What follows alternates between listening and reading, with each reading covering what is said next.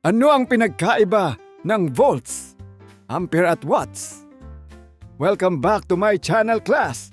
Ako muli si Professor Ipaliwanag ng University of Life at sa episode na ito, pag-uusapan natin kung ano ang pinagkaiba ng volts, ampere at watts. Kapag bumili kayo ng charger, electric fan, extension cord o kahit bombilya, siguradong nakita ninyo ang mga salitang 220 volts, 10 amperes, o 60 watts. Pero aminin ninyo, ilan ba talaga ang nakakaalam kung ano ang ibig sabihin ng mga numerong iyon? Madalas, basta gumagana ang appliance, masaya na tayo.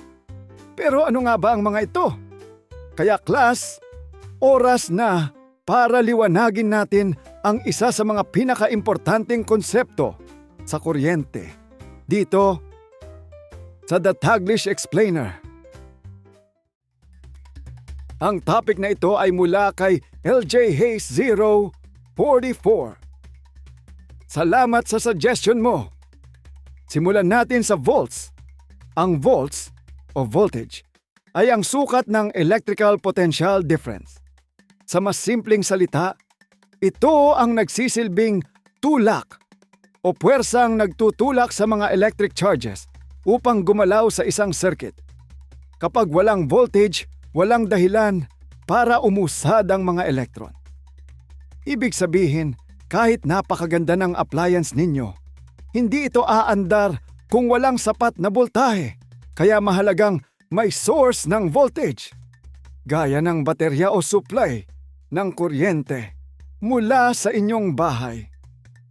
Sa Pilipinas, ang karaniwang household electricity ay nasa humigit kumulang 220 volts.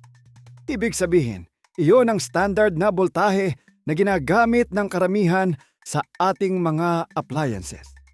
Kaya kapag bumili kayo ng gamit mula sa ibang bansa, kailangang tingnan kung tugma ba ang voltage nito.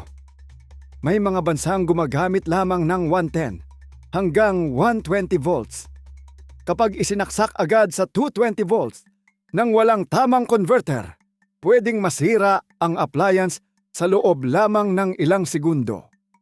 May nagtatanong minsan, Professor, delikado ba ang mataas na volts? Ang sagot ay oo, pero hindi lang volts ang dapat tingnan. Ang boltahe ay mahalagang bahagi ng usapan.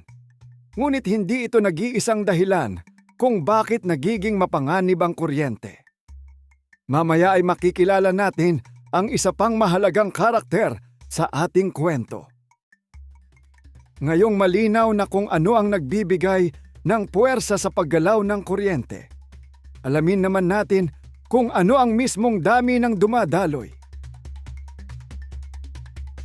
Ngayon naman ay punta na tayo sa ampere.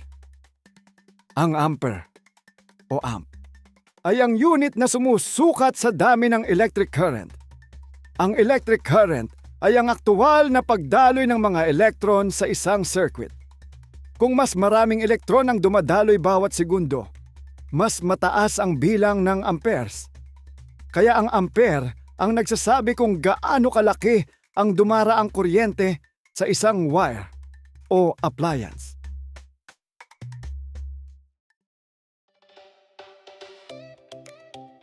Dito pumapasok ang isang mahalagang konsepto sa kaligtasan. Ang mga electrical wire, extension cord, at circuit breaker ay may limitasyon kung gaano karaming current ang kaya nilang dalhin.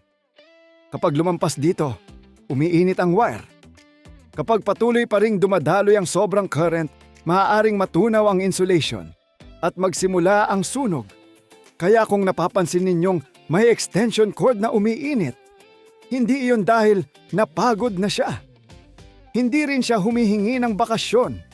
Posibleng sobra na ang current na dumadaloy kumpara sa kaya niyang dalhin.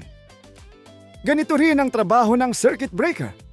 Kapag napansin nitong masyadong mataas ang current, otomatiko nitong pinuputol ang daloy ng kuryente upang maiwasan ang mas malaking aksidente. Kaya kapag biglang nag-trip ang breaker, huwag ninyo agad pagalitan. Hindi siya maarte. ginagawa lang niya ang kanyang tungkulin bilang bodyguard ng inyong bahay. Isa pang dapat tandaan, ang electric shock ay karaniwang nagiging mapanganib kapag sapat na current ang dumadaloy sa katawan ng tao. Kahit maliit na currents lamang, maaari na itong makaapekto sa tibok ng puso. Depende sa sitwasyon at kung paano dumaloy ang kuryente sa katawan. Kaya hindi dapat minamaliit ang kahit anong insidente ng pagkakakuryente. Ngayong alam na natin ang voltage at current, panahon ng pagsamahin ng dalawang ito upang maintindihan ang isa pang salitang madalas nating makita sa mga appliances. Narito naman ang watts. Ang watt ay ang unit ng electrical power. Ito ang sukat kung gaano karaming enerhiya ang ginagamit o kino-convert ng isang device bawat segundo. Sa electrical engineering, ang power ay kinakalkula gamit ang simpleng formula. Watts equals volts times amperes. Halimbawa, kung ang isang appliance ay gumagamit ng 220 volts at humihila ng 1 ampere, ang power nito ay 220 watts. Kaya kapag nakita ninyo ang label na 1,000 watts sa isang electric kettle, hindi ibig sabihin na iyon ang dami ng boltahe nito. Hindi rin iyon ang current. Ang ibig sabihin lamang ay ganoon karaming electrical power ang kailangan nito habang ginagamit. Mas mataas na wattage ay karaniwang nangangahulugang mas maraming enerhiya ang ginagamit sa bawat segundo. Kaya ang plansa, rice cooker, microwave, electric stove at water heater ay kadalasang may mataas na wattage dahil kailangan nilang gumawa ng maraming init. Ayan class, just a quick recap lang tayo. Ang volts ang nagbibigay ng tulak para umandar ang daloy ng kuryente. Ang ampere naman ang sumusukat kung gaano karami ang dumadaloy na kuryente. Samantala, ang watts ang nagsasabi kung gaano kalaking electrical power ang ginagamit ng isang appliance habang ito ay umaandar.